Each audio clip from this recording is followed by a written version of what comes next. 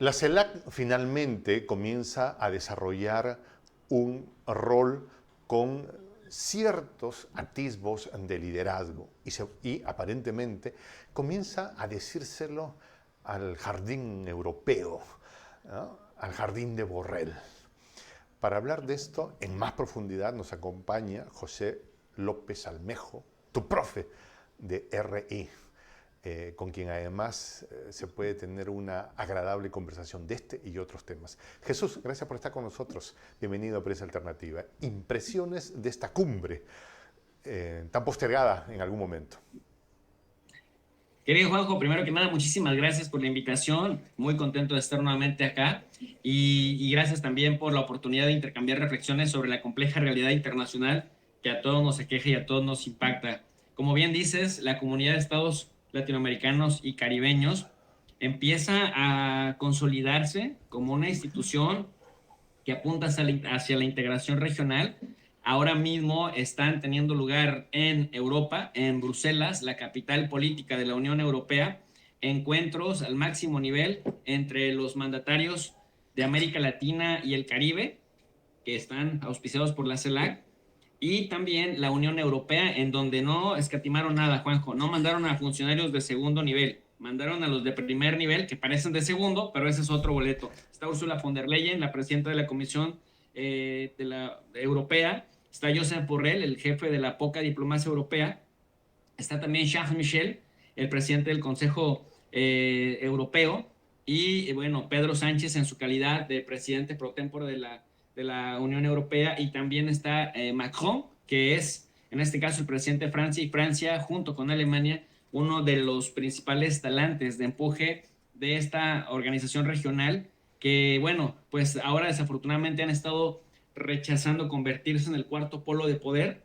y han estado supeditándose a una de las líneas que nos van llevando hacia el mundo bipolar o tripolar, como es en el caso de subordinarse a Estados Unidos para hacerle frente a una Rusia, cuando en realidad Europa, ya lo hemos discutido antes, podría ser ese cuarto polo de poder en donde podría competirle y disputarle el poder a China, a Estados Unidos y a la misma Rusia, pero como un polo de poder aparte. Bueno, fíjate que hay una reflexión bien importante, si me lo permites, porque primero que nada, desde los encuentros en México de la CELAC, el presidente López Obrador decía en la Ciudad de México que era importante que la CELAC no se convirtiera en la OEA. La CELAC primero venía a disputarle un lugar histórico en el continente a la Organización de Estados Americanos, que es así, querido Juanjo, está completamente supeditada a Estados Unidos y que más bien, lejos de ser una pequeñita ONU que garantizara la coexistencia pacífica en el continente, se ha convertido en una herramienta del golpismo, sobre todo de gobiernos populares en la región. Lo vimos en el caso de Venezuela, lo hemos visto antes en los años 50 y 60 en República Dominicana, en Guatemala, lo vimos después en Honduras, en Venezuela, en Bolivia. En Venezuela quedó en intento, afortunadamente, pero Fidel la le OEA llamaba el Ministerio de las Colonias, ¿no? exactamente ha estado más haciendo un papel. Qué bueno que sacas el concepto del Ministerio de las Colonias, porque ha sido más bien un administrador de los golpes de Estado a los que Washington ha dado palomita en su lista. Y López Obrador decía, la CELAC primero tiene que ser una organización contestataria, pero que no se quede solamente ahí, que como organización busque la integración regional bajo el modelo europeo. Porque mira, yo le quiero decir a la gente, tanto a la gente del J como a la gente de tu profe de RI, que he sido muy crítico con Europa, con la Unión Europea en particular, por el papel de subordinado frente a Estados Unidos cuando tenía todo el camino por andar, mi querido Juanjo, para consolidar esta integración regional que demostró una cosa, que los seres humanos de culturas, religiones e intereses diferentes y nacionalidades diferentes, después de haberse matado horriblemente en la Primera y en la Segunda Guerra Mundial, si negociaban, si construían instituciones que los llevaran a todos a coexistir pacíficamente, se podría lograr no solamente la paz, sino también la construcción de un andamiaje, de una ingeniería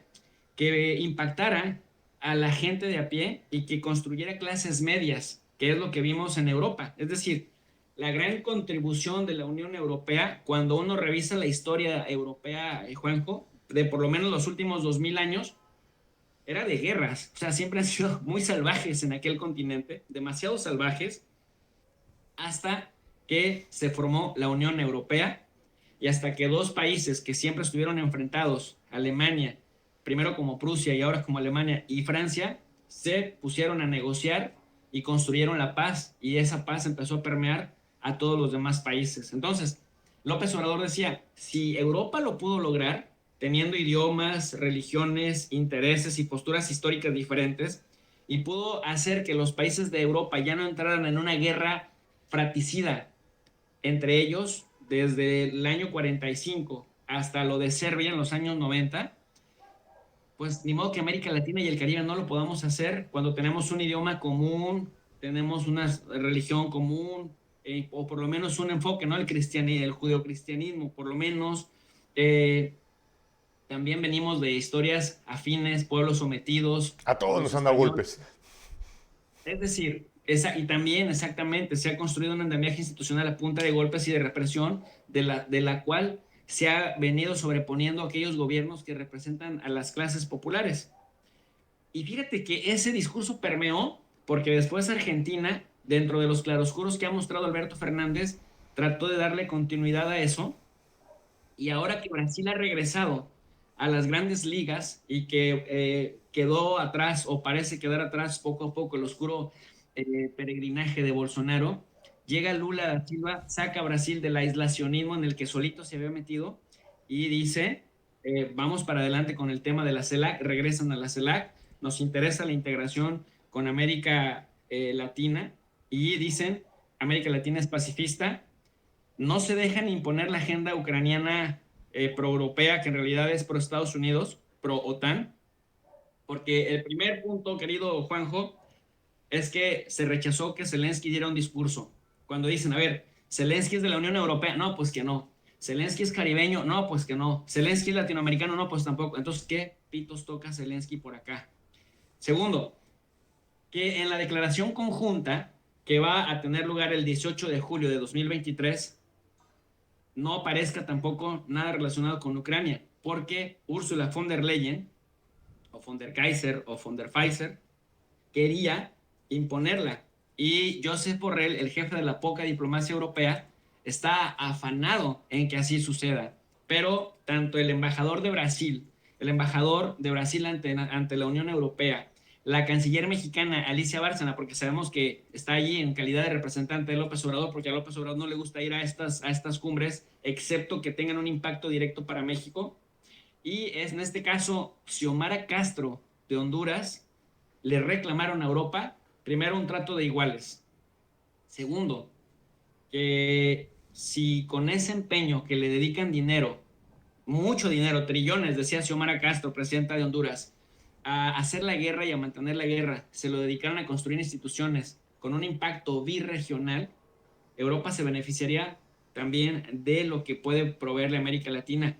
Y Alicia Bárcena, la canciller mexicana de Relaciones Exteriores, también dijo, nos negamos a seguir siendo proveedores únicamente de materias primas. También tenemos capital humano en potencia, instituciones importantes que necesariamente pueden aportar a mejorar la calidad de la relación birregional. Y esto aunado a lo que decía Lula da Silva, de Europa no puede ir por el mundo imponiendo visiones neocoloniales y sobre todo, y lo más importante, y medidas neoproteccionistas al amparo de sus políticas verdes, porque entonces no nos está dando trato de iguales, y si no hay trato de iguales, entonces nosotros rechazaríamos seguir adelante con esto, que por cierto tendría que llevarse a cabo cada 2 años, pero duró 8 años en que Europa ni volteaba hacia América Latina hasta ahora que necesitan recursos. Entonces me pareció muy firme y celebré bastante que, con excepción de Boric, que cada vez parece más hijo de Biden, hermanito de Trudeau y hermanito de Macron, todos los demás se portaron a la altura y fueron a presentar una postura común, ¿no? En pro de la igualdad y en pro de consolidar una agenda birregional en donde no se contamine con el asunto de Ucrania, Juanjo. Quiero que nos enfoquemos en un tema que has mencionado, la Europa de políticas verdes. ¿Quién no quisiera, todos quisiéramos, que pudiéramos desarrollar en nuestros territorios de la patria grande procesos industriales sin ensuciar, por supuesto, El problema son los costos. Pero quienes han ensuciado son ellos. Es como que tú ensuciaste, hermanito, y quieres que yo limpie tu desorden, ¿no? Pero te estoy invocando a que cuides el medio ambiente. No, nosotros le hemos cuidado siempre, ¿no? Los pueblos originarios, cuando menos, han sido muy responsables con esto. Ustedes fueron los que devastaron el planeta. Hubo un león negro alguna vez caminando por las sabanas africanas y fueron ustedes, los europeos, quienes acabaron con él, ¿no? Toca a ustedes limpiar lo que ensuciaron. ¿No crees que esta Europa verde que ahora nos quiere presentar a nosotros como una especie de irresponsables son los que tienen una responsabilidad histórica que tendrían que asumir? Y mira, sí, yo estoy de acuerdo contigo y no nada más quiero que parezcan acusaciones a la ligera, porque ya me sacaron en una página web de españoles fascistas diciendo que soy hispanofóbico, o sea, cuando en realidad es falso, ¿no? Uno separa en los análisis las críticas a los gobiernos, críticas destructivas, nunca a la población, pero de posturas destructivas de los gobiernos a los propios intereses populares de la gente de a pie. Por ejemplo, ¿tú recuerdas de este desastre de la British Petroleum en el Golfo de México, que finalmente terminó impactando más a Estados Unidos que a que por las corrientes del mismo Golfo de México? Todas las costas del Golfo de México de Estados Unidos se vieron brutalmente afectadas en tiempos de Obama. Algo ¿Recuerdas este parecido pasó último en Perú desastre hace que pasó poco, en ¿ah? Perú? Hace poco parecido pasó algo en Perú. Yo estuve en las costas de en el puerto de Chancay hace unos días y vi gaviotas muertas por el petróleo de una compañía de mano española que no supo hacer bien las cosas. Pero continúa, por favor. Exactamente, ese exactamente era mi segundo ejemplo. Y mi tercer ejemplo, que los hermanos colombianos que nos están viendo, que nos están escuchando, nos platiquen las prácticas de las mineras canadienses, pero principalmente de las mineras alemanas en Colombia. A ver si se comportan con el mismo respeto y los mismos estándares de extracción del mineral como lo hacen en Alemania. Es decir, O en hay una Canadá, doble moral. ¿no? A ver si ellos utilizaran esas actividades, los canadienses que llevan a cabo acá en Perú o en Canadá, a ver si les dejan las leyes de Canadá tener sus mismas prácticas en su propio país. Digo, o sea, nomás digo eso, ¿no? Sí, sí, o los alemanes en Colombia, ¿no? Que cambia completamente el paradigma y la manera en la que explotan.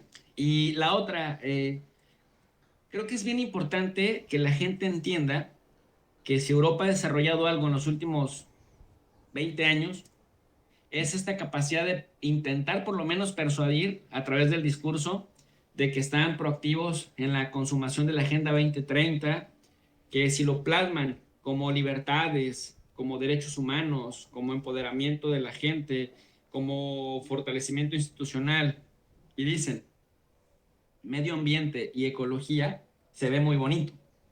Cuando ya analizas la materialización de todo esto, te das cuenta que en realidad, particularmente lo verde, porque es lo que me preguntaste, lleva tras de sí el hecho material de que Europa se quedó sin hidrocarburos hace tiempo, de que a Europa no le queda de otra más que o innovar con fuentes de energía alternativa, con el nombre que quieras ponerle, porque ya no tienen ni petróleo ni gas y el carbón también se les va a ir acabando poco a poco. Salvo Pero Noruega, ellos ¿no? además sí, pero Noruega se está comportando como un país no europeo. Es decir, Noruega dice, si los precios del mercado Ah, sí, son obvio. altos, pues yo te vendo con los Bueno. precios del mercado. Y le Sí. dice, oye, pero la solidaridad europea, los precios del mercado, que viva las leyes del mercado como ustedes históricamente lo han promovido.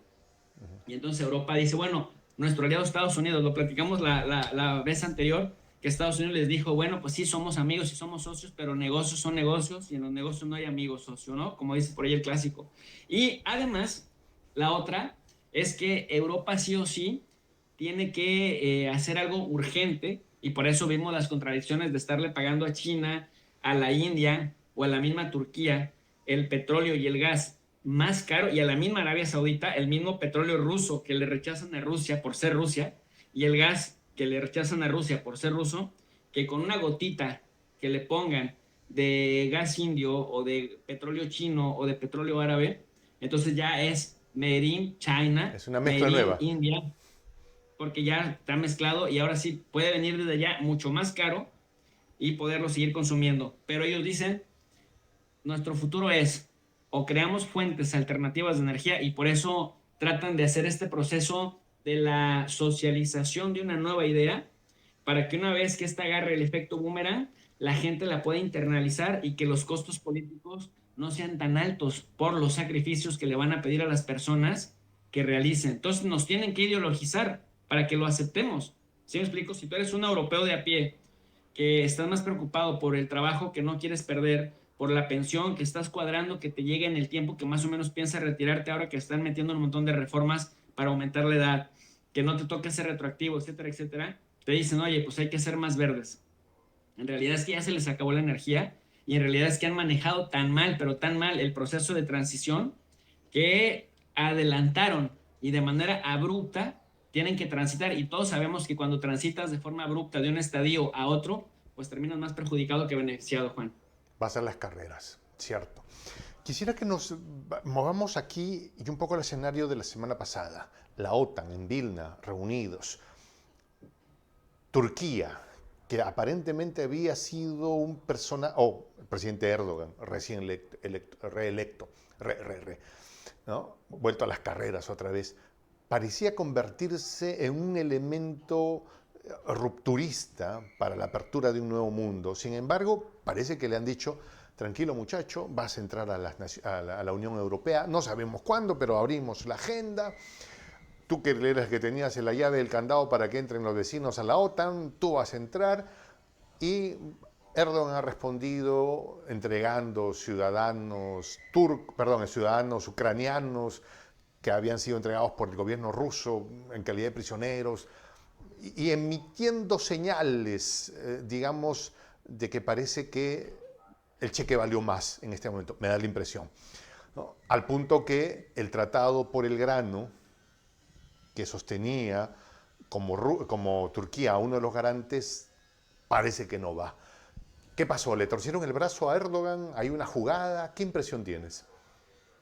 Sí, no, yo más bien creo que hay una jugada, mi querido Juanjo, porque mira, Erdogan se maneja bajo el principio de la teoría realista de las relaciones internacionales. El realismo político señala tres premisas bien importantes. Primero dice que el sistema internacional es anárquico. En segundo lugar, que la anarquía genera que cada uno de los actores unitarios recurran al esquema de supervivencia que mejor le convenga.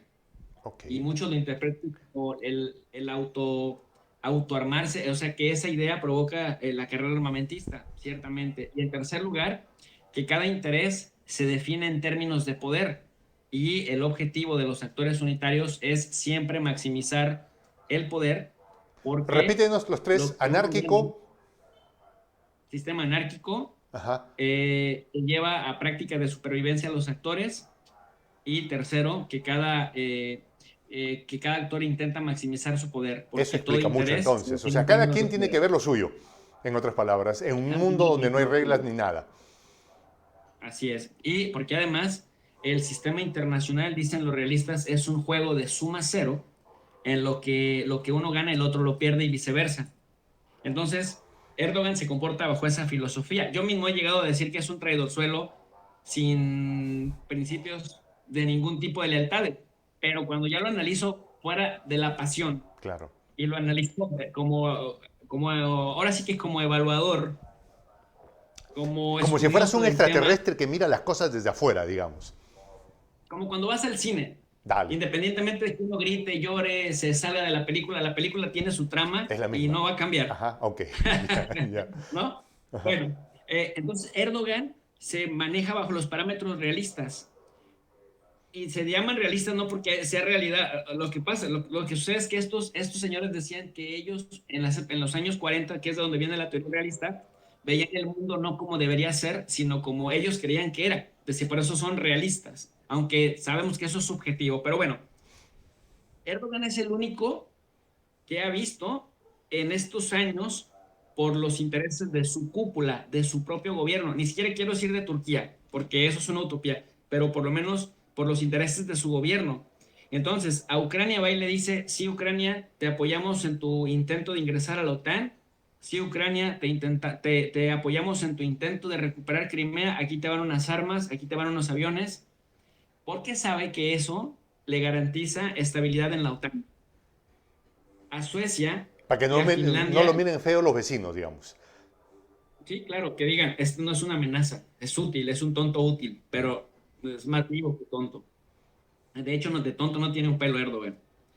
A Finlandia y a Suecia les sacó todos los cambios y reformas legislativas en aras de demonizar incluso la figura del asilo y del refugio que estos países nórdicos históricamente habían defendido y habían ayudado a construir.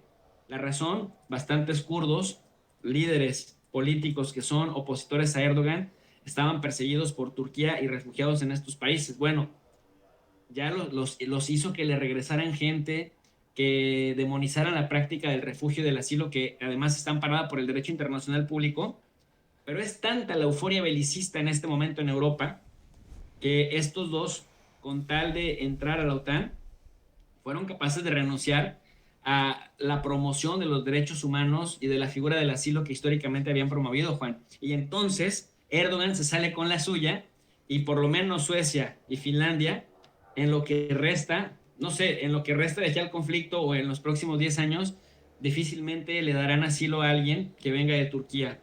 Y entonces Erdogan sale con esta ganancia. En cuanto a Estados Unidos, Turquía le tenía prohibido dos cosas. La primera era que reconociera el genocidio armenio, pero Biden lo reconoció y entonces Turquía amenazó con sacar a Estados Unidos de la base de Incirlik, de además prestarle su espacio aéreo para las maniobras que la aviación estadounidense necesita en ese país y dejar de colaborar con los servicios de inteligencia. Es decir, un país tan gigantesco como Turquía, pues no puede hacer, es decir, tiene que estar incluido en todas las estrategias de dominio de Eurasia. Estaremos de acuerdo en eso. Erdogan es la promesa que les hace a los Estados Unidos. Si ustedes me tratan bien, si ustedes ceden a mis exigencias, tienen todo esto para ustedes.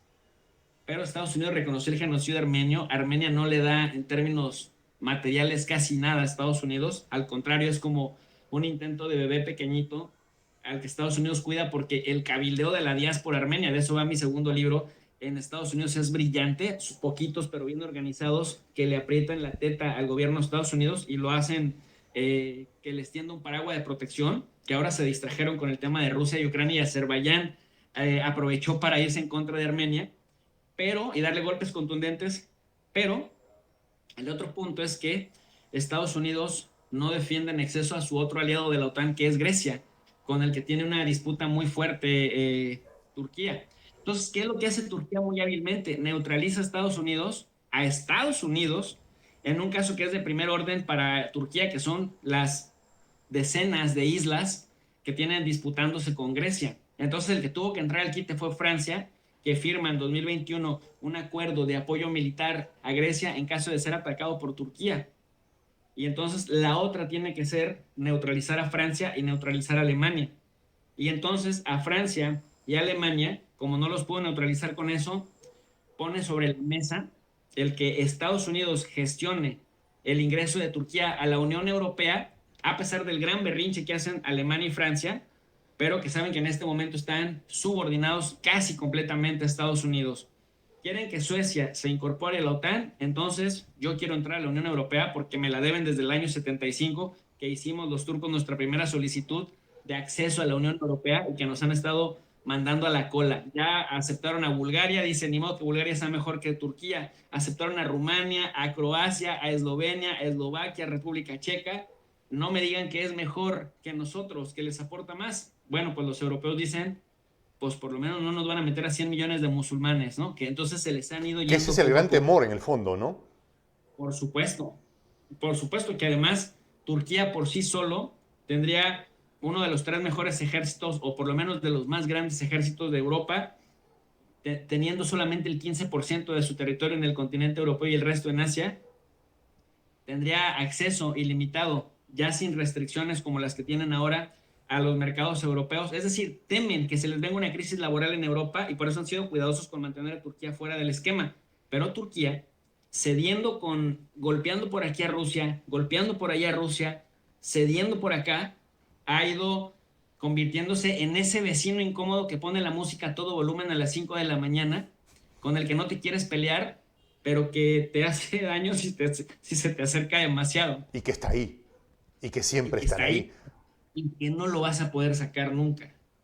Y luego, finalmente, con Rusia, a Rusia le dice, oye Rusia, nosotros nos proponemos como el mediador, como el puente de comunicación entre tú y la OTAN, porque sabemos que ahorita no se pueden ver. Y a cambio, pues tú puedes poner toda tu infraestructura gasística y tus oleoductos y yo me puedo convertir tu partner in crime, ¿no? Tu socio, tu aliado incondicional para que tu gas y tu petróleo que sí necesitas vender aprovechando la infraestructura que ya tienes creada por acá, que no se echa a perder, que no se te empolve, nomás le ponemos unos tubitos por acá, por mi territorio, y yo se los vendo a mis socios de la OTAN con un módico porcentaje para que ellos no les falte su gas y su petróleo mientras hacen su transición verde. Yo me quedo con un porcentajito de la ganancia Y y tú tú sigues sigues vendiendo. vendiendo para que no se desaproveche la infraestructura. Entonces, si te fijas, podremos decir misa, podemos decir lo que sea de Erdogan, pero es un malabarista, un ajedrecista o un viejo lobo de mar camaleón que le ha sabido sacar partido a la crisis Porque finalmente de lo que se considerando, trata es defender los intereses de tu patria, ¿no? O sea, claro, Putin defiende claro, los intereses de su país. Erdogan claro. defiende los intereses de su país. Carlos Salinas de Gortari ese no tenía patria, pues por eso no No, defendía. no, no, no, no. O sea, Hablar de la derecha latinoamericana es hablar de represión en contra de sus propios pueblos, de brutalidad contra los propios pueblos, pero de cipallaje, si le podemos llamar así, de subordinación y de arrodillamiento ante los intereses extranjeros, no sé si de como peruano aplico patriotismo. bien el verbo o el adjetivo. Un malinche. Sí, por supuesto. Por supuesto, alguien que se dedica a controlar al pueblo para que prevalezcan las agendas externas. Y mira, no falla, ¿eh? No falla, Juanjo. Nuevamente, no es una crítica infundada. Tú chécate los casos de Lazo en Ecuador, la misma derecha peruana históricamente, no ahora en esta coyuntura que tienen difícil, para no entrar en temas polémicos, pero revisa México, Ernesto Zedillo, Carlos Salinas de Gortari, Enrique Peña Nieto, todo darlo hacia afuera a costa de reprimir al propio pueblo que tiene posturas más soberanistas. Y dos, ve Europa qué es lo que está haciendo.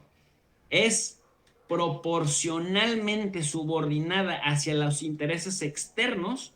Ahora que hay un viraje hacia la derecha, fíjate, en Finlandia se va Sanna Marin, pero regresa uno más derechista que ella. Dinamarca, Suecia, o sea, llegó uno más derechista que el anterior. Italia, se va Mario Draghi y dices, uff, el talante del Banco Mundial en Italia se fue, pero llega Giorgia Meloni, que además es una burrita ignorante, pero súper fascista, a la que ahora todo el mundo le sonríe, Alberto Fernández, Gabriel Boric, Lula da Silva, pero es directamente proporcional la subordinación de las derechas a las agendas externas, a los procesos de derechización política en los diferentes países. Y bueno, para cerrar el tema de Erdogan, entonces, Sí. Erdogan, por eso tenía sentido lo otro, para hacer el contraste, porque Erdogan podrá ser un tipo sin principios de lealtad hacia nadie, excepto hacia incrementar el poder de Turquía, el papel protagónico de su gobierno, y en eso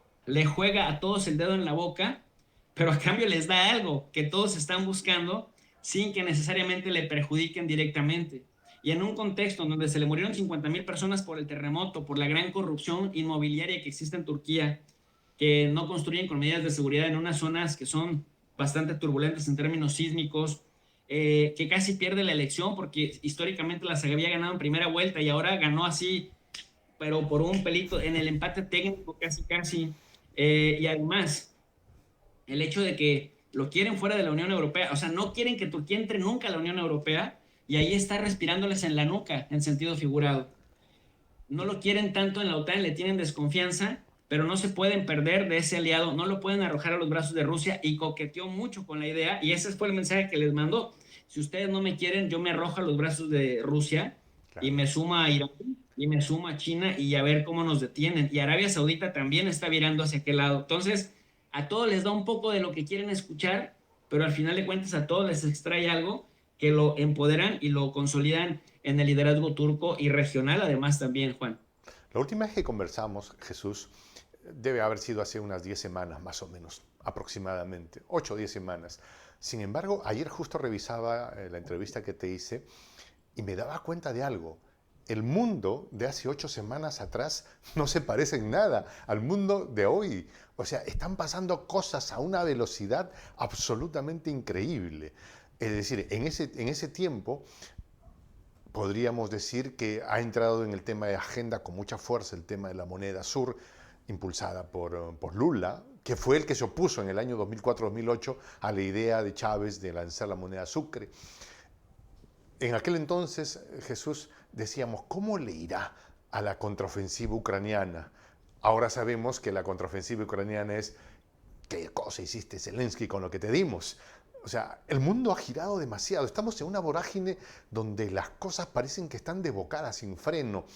Y parece que, ayer hablaba con Atilio Borón, y le decía, a lo mejor nos acercamos a la puerta de un nuevo momento de la historia. Y él me decía, no, de repente a la puerta del infierno. ¿Estamos sin freno en este momento de la historia? ¿Qué impresión tienes, Jesús? Mira, yo veo dos escenarios que son medio antagónicos entre sí. Uno es el de la Primera Guerra Mundial de hace 100 años, esta Europa rebosante que ya llevaba 50 años sin conflicto, porque recordemos que en los años 10 del siglo XX, Europa llevaba desde 1872, desde las guerras franco-prusianas, que le dieron la victoria a los estados prusianos con Otto von Bismarck sobre Francia, que había sido el conflicto más sangriento de la historia hasta ese momento, y desde el 1872 hasta 1910, que empezaron las guerras balcánicas, había habido relativa calma, había habido relativa paz en el continente, guerrita por aquí, guerrita por allá, pero nada que sacudiera la estructura.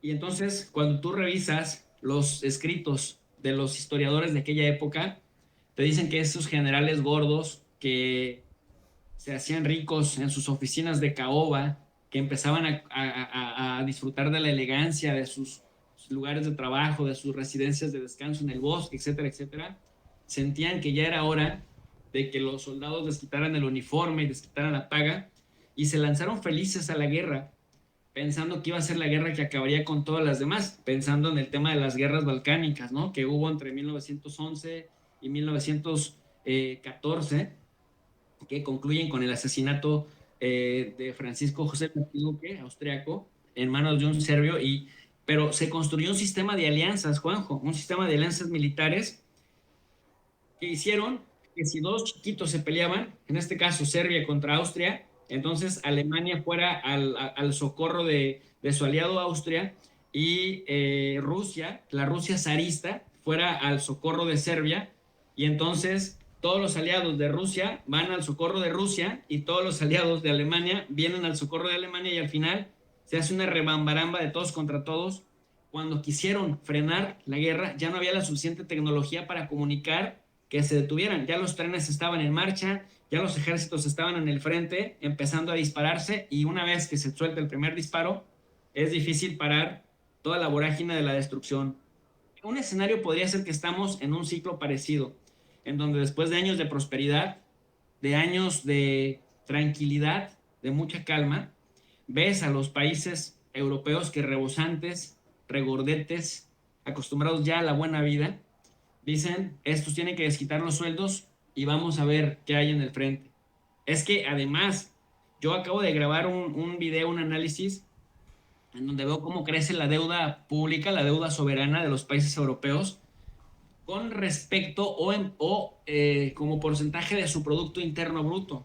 Uh-huh. Y te asombra, el promedio en la Unión Europea de la deuda pública es del 89%. Es decir, su deuda, la deuda soberana de cada país de la Unión Europea en promedio, representa hasta un 89% de su Producto Interno Bruto. O sea, están súper endeudados hasta el cuello. Nada más para que te des una idea, la deuda de México... El importe bruto no es todo lo que percibe el Estado, entonces están gastando más de lo que el Estado per se va a recibir. Sigue desarrollando la idea, por favor, Jesús. Sí, nada más para contrastarlo, porque los números en abstracto pues no sirven de nada, pero para que la gente se dé una idea de lo que estoy diciendo, que siempre en las universidades nuestros profesores de derechas siempre idolatran Europa, nos las ponen como el paradigma del fortalecimiento y tal, tal, tal, de cómo se debe manejar bien una economía y del primer mundo y bla, bla, bla.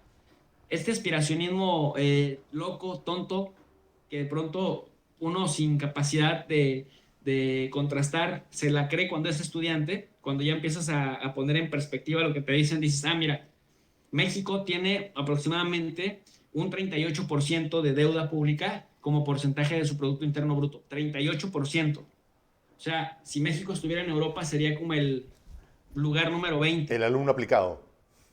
Es el alumno aplicado. Pero países como Italia, Grecia, la misma Alemania, Francia, Bélgica, tienen arriba de 100%. O sea, están endeudados hasta acá. ¿Cómo te explicas, Juan José, que debiendo hasta el agua que se toman, debiendo hasta la ropa que se ponen, el carro que usan, el poco dinero que les cae, lo destinan a incrementar sus presupuestos militares y lo destinan a seguir manteniendo la guerra en Ucrania, peleándose además con el que les proveía hidrocarburos que les ayudaban a consolidar sus procesos de desarrollo industrial y por lo tanto sus conceptos de desarrollo social? Bueno, ese escenario Este que yo elemento veo. que me acabas de narrar, perdón, permíteme profundizar, me ha llamado mucho la atención. Yo, la verdad, no le había puesto tanto los reflectores en eso. O sea, Europa está extremadamente endeudada. ¿Quién sabe, Sí. pregunto yo, Jesús, vinculada a la misma doctrina que aplica Estados Unidos para manejar sus cuentas? Es como que le han seguido el compás al hermano mayor. Es que mira, lo que los mismos incluso economistas eh, ortodoxos te dirían, mira Europa, si entras en un conflicto, esto es lo que no tienes que hacer, ¿eh? Te lo decimos con mucho cariño y aprecio. Y entonces empiezan a hacer exactamente uno, dos, tres, cuatro, cinco, seis, los puntos autodestructivos que les dijeron que no tocaran, así, papa, no te Usted pelees no con el que te agarre provee esta hidrocarburos. lista, marca Acme. Si usted pone palomita acá, se autodestruirá en 5 segundos. Y comenzaron Pues aplicados. así, se pelearon con el que les provee hidrocarburos, pudieron haber detenido lo de Crimea, al contrario, lo incendiaron. Crimea y después el Donbass, desde el 2014. De hecho, en Lituania lo acaba de reconocer este 12 de julio, lo acaba de reconocer Stoltenberg, que ellos desde el 2014 están profesionalizando al ejército de Ucrania, mandándoles un montón de dinero. O sea, cuídate de Estados Unidos porque te va a debilitar y te va a hacer dependiente de sus hidrocarburos, que te los va a dar más caros con retraso y en menor cantidad. Y ahí están. O sea, y cuida mucho tu proceso inflacionario, cuida mucho de no elevar tus tasas de interés para supuestamente reducir la inflación y cuida, por otro lado, también tu tasa de desempleo que no se te dispare. Bueno, todo lo hicieron al revés. Entonces, cuando tú ves que a pesar del caos social que eso ha generado y que están con las deudas hasta el cuello, siguen alegremente saliendo los presidentes y presidentas y primeras ministras de Europa a decir, vamos a estar con Ucrania hasta donde tope. Oye, donde tope puede topar una guerra nuclear. Estamos a un error de cálculo. Entonces, ese es un escenario que me recuerda mucho lo que yo leía de los historiadores en la Primera Guerra Mundial que decía, esta guerra se puede detener, no va a ser la gran guerra que acabe con todas las demás, porque ese era el lema. Ujú. Vamos a la guerra, a la gran Ya guerra que que acaba el acabará asunto. con todas las demás. Y mira, de esa gran guerra vino la Segunda Guerra Mundial, que casi es el fin del mundo, o por lo menos del mundo conocido en esa época. Se acabó la inocencia de la humanidad. Y luego el otro escenario, entonces, y ese primer escenario tendría que acabar, si sigue la analogía, correlacionar en una guerra nuclear y con ella la extinción de la humanidad como la conocemos. Ese es un escenario muy posible. Dicen los europeos que muy alejado, pero posible. Y lo hemos estado viendo, están rompiendo un montón de líneas rojas. O Yo, sea, la destruyeron la impresión que tengo presa. es como estos tipos estuvieran montados en un Ferrari y le han puesto a 200 por kilómetro y se van contra un muro. Y le dices, oye, hay un muro. Ah, yo estoy en un Ferrari. Sí, pero hay un muro.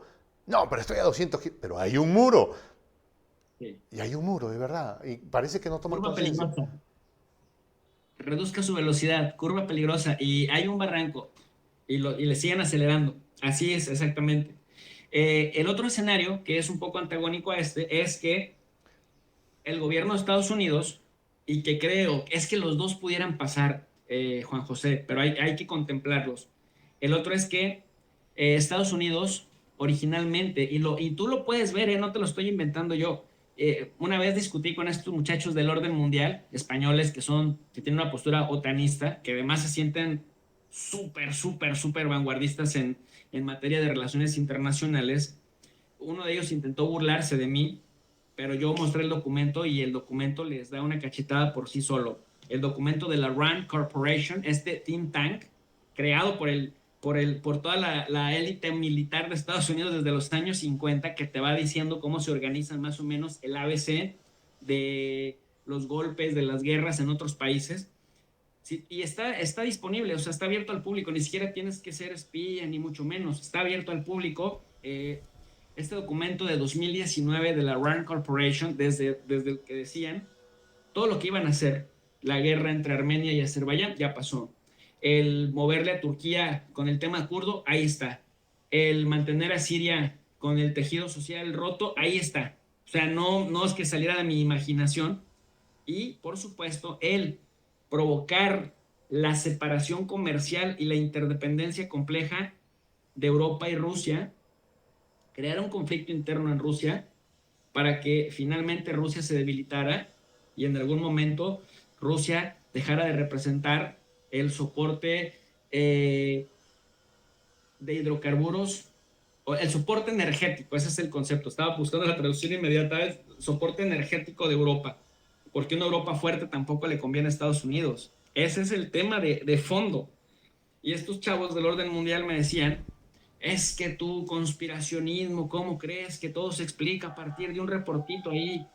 Oye, nacieron hace 22, 23 años y creen que lo han visto todo, perdón, no lo estoy joveneando, pero sí, o sea, ahí se ve cómo se ha cumplido a rajatabla este documento y cuando tú ves la influencia de la RAND Corporation, o sea, la RAND Corporation no es una organización de las que se inventan ahora los de la derecha en América Latina con 3 personas que se ponen a decir pendejadas. Es un think tank, un centro de investigación que ya ha probado históricamente ¿Podríamos que definirla como la crema innata del establishment?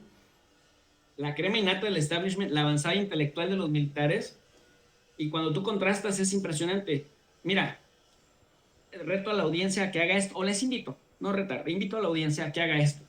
Identifique el tema de Afganistán o el tema de Irak o el tema de la República Dominicana o el golpe de Estado en Guatemala y luego váyanse a buscar a la hemeroteca lo que decía la Rand Corporation de estos conflictos 4 o 3 años antes y te vas se te va a enchinar la piel pues, porque al final termina ocurriendo lo que se decía 3 o 4 o 5 años antes, desde ahí, desde estos foros. Entonces no Hay es dos cosa menor. opciones ahí, o tenían una bola mágica para ver el futuro, o eran los titiriteros.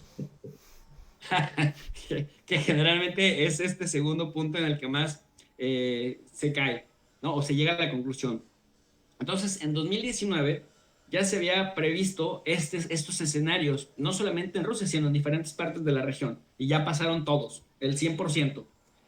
Pero hacen especial énfasis en la importancia de que Europa regrese y haga un viraje hacia los mercados de Estados Unidos, porque impulsan la agenda de Trump. Trump le reclamaba a Europa que cómo era posible que Estados Unidos tuviera 12,000 soldados en Polonia, 35,000 soldados en Alemania, en España como 10,000, defendiéndolos de Rusia, y estos alegremente se arrojaban a los brazos de las empresas rusas en el gas, en el carbón, en los fertilizantes, en los granos, y no consumieran productos de Estados Unidos. ¿Cómo era posible? Malagradecidos. Esto en 2019 se los fue a decir y los acudía. ¿Tú recuerdas cómo era de grosero en las reuniones de la OTAN? ¿Cómo los humillaba a todos? Bueno, a mí lo que me parece increíble es que Biden lo logró. Ese Biden que se tropieza cada 3 pasos, que digan las cosas cada 3 palabras, ese señor lo consiguió, lo que Trump de manera virulenta no pudo lograr. Cierto. Y el escenario es que Estados Unidos necesita a una Rusia entretenida en Ucrania nunca rebasar un límite que es el no tirar armamento nuclear, pero el de pronto poner la cosa caliente con HIMARS, con F-35, con de pronto cierta artillería, dos, tres cositas con las que Ucrania pueda entretener a Rusia, desgastar a Rusia, pero garantizar la separación comercial Ujú.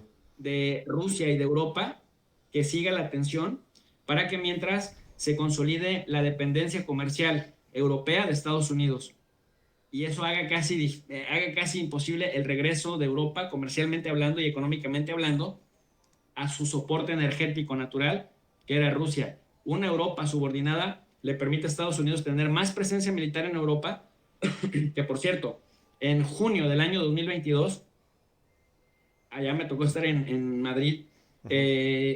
se acordó que pasaban de 230,000 soldados de la OTAN a 300,000 para 2025. Y la mayor parte de esos soldados los tiene Estados Unidos. Y otro dato importantísimo, el comandante supremo de las Fuerzas Armadas de la OTAN en Europa no es europillo, es estadounidense. Menudo detalle. Y otra cosa, y chécalo, o sea, la gente lo puede ir contrastando, no es que Jesús López se pone a hablar pendejadas desde su hispanofobia, porque no soy hispanofóbico, o sea, para mí ir a España es como ir a la casa de mi abuela, quiero, vuelo, bueno, Perú, ¿no? Es recorrer Lima, es pasearte en una ciudad española, el mismo México. O sea, no podría uno estar enojado con España. Además, la gente española de a pie es adorable, es increíblemente linda. Pero los datos sí nos dan elementos para criticar las posturas antipatrióticas de los líderes actuales, De como la Pedro élite, en Sánchez, realidad. De la élite, que ¿no? se vende Este como análisis que te está izquierdista. haciendo Jesús no puede estar completo si es que no hablamos de Mr. Biden y de, por ejemplo, la China. ¿No? Manda a su secretario de Estado, que ha recibido por su par, y luego, coincido yo también con otros analistas, en un acto de generosidad, el presidente Xi lo recibe en el Salón del Pueblo, porque él era canciller, ¿no? Pero lo recibió en el Salón del Pueblo, ¿no? Y a la media hora tienes a Biden diciendo, ese dictador, o el tipo es senil o están en un discurso de la doble, del cañón ¿cómo es? El cañón, el escopete de los dos cañones. ¿No? ¿Frente a qué estamos? ¿Qué ves? Porque ha estado Sullivan, ha estado el secretario de Estado, la secretaria del Tesoro, o sea, falta que vaya el portero de la Casa Blanca también, no lo sé, pero ¿qué pasó ahí? ¿Biden está senil o es que hay un discurso de la escopeta del doble cañón? Me Es un parece que poco de sí los está dos. senil. Sí, las dos. Y juegan al tema de la doble escopeta porque están justamente en ese proceso de coexistir y de arreglarse. Pero justamente, fíjate, así como yo he dicho, porque luego me dicen, oye, es que nunca criticas a China o a Rusia. Así como yo he sostenido que Estados Unidos necesita una Europa débil para poderla hacer dependiente de sus productos y de su comercio, porque si le sigue la pista al dinero encuentran muchas respuestas y por eso decía yo que estamos en ese segundo escenario, Juanjo, me preguntaban, ¿no? Por los escenarios en los que estamos, te dije uno que podría terminar una guerra nuclear y el otro que en realidad intenta hacer una guerra de desgaste a largo plazo para asegurarse los mercados de este lado y poner sus reglas y mandarle el mensaje a China de lo que le espera. Pero a China también a China también le apetece bastante una Rusia débil, una Rusia no tan fuerte y una Rusia no hostil hacia China, que Porque ya la ha miguis, habido en su miguis no han momento. sido siempre, ¿ah? Amigos, amigos, no han sido hermanos del No, alma siempre. no, de hecho en los años 70, de hecho el poderío chino se desarrolla estimulado por la amenaza de un ataque nuclear de la Unión Soviética y por eso rompen las amistades. Y Han Estados tenido, Unidos han se pone tenido fronteras fortificadas estos dos, o sea. Sí, y Estados Unidos se pone del lado chino Claro. y por eso es que luego empieza con su crecimiento, pero Estados Unidos creyendo que en algún momento potenciaría a China para que China atacara a la Unión Soviética y le cercaran, y los chinos ya luego no se prestaron. Pero efectivamente, o sea, así como a Estados Unidos le conviene una Europa débil, a China le conviene una Rusia débil, porque mira, ve descuentazos de petróleo, descuentazos de gas. China tiene lo que Rusia necesita y al revés también, pero desde una ventaja para China. Por eso China no es que se haya puesto abiertamente a favor de Rusia, pero sí le ha fluido dinero, le ha filtrado dinero para que no se ahogue, digamos, Rusia en sus propias sanciones, pero China le da lo que le das a un sediento que no quieres que termine de saciarse, ¿no? Un vasito de agua cada cierto tiempo para que no se muera de sed, pero que siempre necesita estar tomando agua. Entonces, claro, Estados Unidos y China tienen su pataleo aparte, porque estamos hablando de que el centro de gravedad está cambiando hacia China. Mira, Juan José, algo de lo bonito de esta carrera de relaciones internacionales y de tener la posibilidad de viajar, porque luego la gente me dice, oye, hipócrita, incoherente, ¿por qué si criticas tanto al gobierno de Estados Unidos vas y te paseas a Estados Unidos? Bueno, primero porque tengo un montón de familia, ¿no? Casi todos los mexicanos tenemos mínimo 3 o 4 parientes muy cercanos en Estados Unidos. Segundo, porque estoy terminando de escribir un libro sobre los migrantes mexicanos en Estados Unidos y yo no escribo sin hacer trabajo de campo. Entonces voy para Estados Unidos a menudo y voy a diferentes ciudades y trabajo entrevistando gente. Y en tercer lugar, porque si como internacionalista no te das a la labor y a la tarea de caminar las calles, de ir a eventos, de conocer a la sociedad, de probar sus comidas, etcétera, etcétera, entonces hablas de pura paja y hablas de teoría, de cosas que te Hay cuentan. que ensuciarse los zapatos. Sí, Juanjo, y de verdad es que otras personas terminan interpretándote y contaminándote de sus percepciones, y si tú partes de sus percepciones y no las contrastas con lo que tú mismo percibiste de tu propia experiencia personal, es complicado. Y yo que también ya he estado en China y que también he estado ya, y acabo de estar, todo mes de junio me lo pasé viajando en Estados Unidos, el contraste ya es brutal. O sea, tú ves el pueblito, te dicen los chinos, mi pueblo, y su pueblo tiene unos 2 millones de habitantes, y vas a su pueblo y son pueblos de rascacielos gigantescos, interminables, súper modernos en muchos lugares. Todavía hay mucha pobreza todavía, pero oye, un país de 1.300 millones de habitantes que haya sacado de la pobreza en los últimos 40 años a 500 millones, por más que digan, es que todavía tiene 800 millones, sí, pero sacó a 500 millones, yo quiero ver si eso hiciéramos en América Latina, toda América Latina habría salido de la pobreza. Toda América Literal, Latina, literal. ¿no? Entonces, sí, definitivamente el centro de gravedad está pasando hacia aquel lado porque se están modernizando, porque fortalecen muchísimo a la gente de abajo con educación, con programas educativos. Y luego, si tú quieres, si aspiras a ser funcionario, primero te mandan a una comunidad súper pobre que la estudies y la vivas 5 años, y luego vengas y traigas una lista de todas las necesidades y unas propuestas de cómo puedes satisfacer esas necesidades, y luego se enfocan en desarrollar esa zona, esa área, y no escatiman en esfuerzos, en inversión en infraestructura, en atracción de un montón de cosas, que dices, qué brutalidad. O sea, esta élite china está abocada a convertir a China en una superpotencia y a fortalecer a sus clases medias. Acá nos dan puro discurso de democracia, de derechos humanos. Ya sabemos que la de democracia es que las mismas élites, las mismas familias estén rotándose el poder. Ya sabemos que los derechos humanos casi siempre son para proteger a los delincuentes y a políticos caídos en desgracia. Y cómo justifican con el tema de las libertades que la mano invisible del liberalismo económico justifique la desigual distribución de la riqueza acá, en este lado del mundo. Allá están en otra dinámica que hace que el colectivo arrase, que trabajen en equipo. No, no estoy idealizando, pero cuando contrastas el caminar lugares como Shanghai, como Guangzhou, como la misma Shanghai, y luego vienes a San Diego te parece un pueblo pobre. Vienes a Seattle y lo ves deprimente. No ves el Seattle que te anuncian en las películas, la violencia todos los días en Chicago, Los Ángeles y San Francisco, que parece que estás en las películas de zombies que te presenta Hollywood. O sea, tremendo. Entonces, claro, las élites de Estados Unidos están preocupadas porque cuando no puedes competir en fair play, en un esquema de fair play, pues ¿qué haces? Pataleas, pegas, picas los ojos, metes un pellizco por acá, una aguantada por acá, para pues sacudir al enemigo, mientras tú puedes concretar tu propio partido. Entonces, tu O propio llegar al fin juego. de tiempo. Entonces, exactamente. O sea, ya está siendo insostenible el competir con esta máquina de producción china, que por ejemplo, a diferencia de la India, otros me dicen, oye, pero la India también viene atrás. Nada más que la India todavía está a ciertos años de distancia de potenciar a su clase, a su clase media, como lo está haciendo China. China lleva por lo menos 50 años haciéndolo. La India apenas está empezando y no tienen estos controles La clave demográficos sería de China. entonces trabajar en las clases medias, en darles Sí, claro, claro. educación, en darles acceso. La clave sería un poco un AMLO para Latinoamérica, mi querido Jesús. Algo así, por el bien de todos, primero los pobres, definitivamente. Y eso fue lo que hizo Europa, o sea, por eso es que la Unión Europea como institución, como creación de ingeniería de la humanidad, fue muy exitosa porque logró hacer que muchas culturas que hablaban incluso países diferentes, que profesaban religiones diferentes y que se habían matado brutalmente en las guerras anteriores, pudieran sentarse a construir la paz y a construir prosperidad por lo menos durante 50 o 60 años.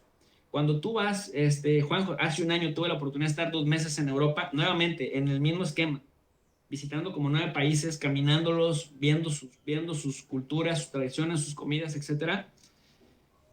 Muchos de los jóvenes ahora no tienen ni idea de la mendicidad por la que pasaron sus padres.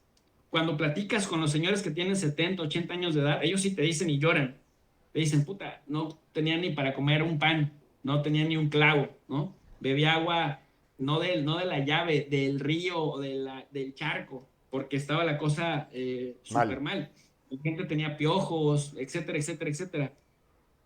Pero llevan 50 o 60 años de prosperidad y eso nos lleva a otro riesgo, que son como las paradojas, que luego la clase media, que pierde la conciencia de clase, es decir, que se olvida del origen de donde vienen ellos o sus padres, corren el riesgo de volverse insensibles y de terminar potenciando al opresor que tarde o temprano va a volver otra vez a llevarles a la desaparición de la clase media. Ese es otro gran riesgo.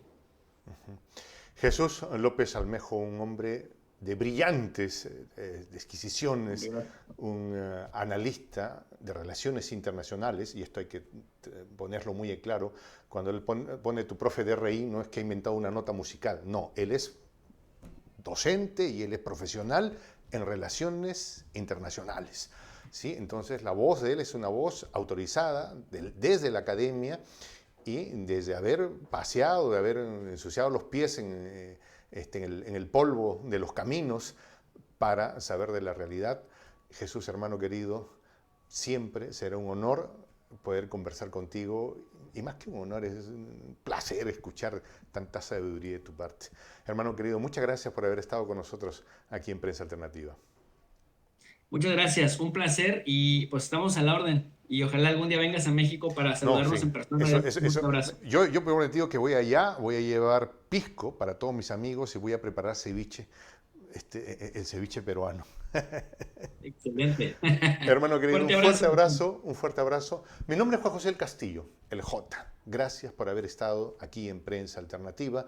Me despido con esta expresión en el quechua milenario, en el quechua de los incas, Tupananchis Kama, cuya traducción al español es hasta volvernos a encontrar.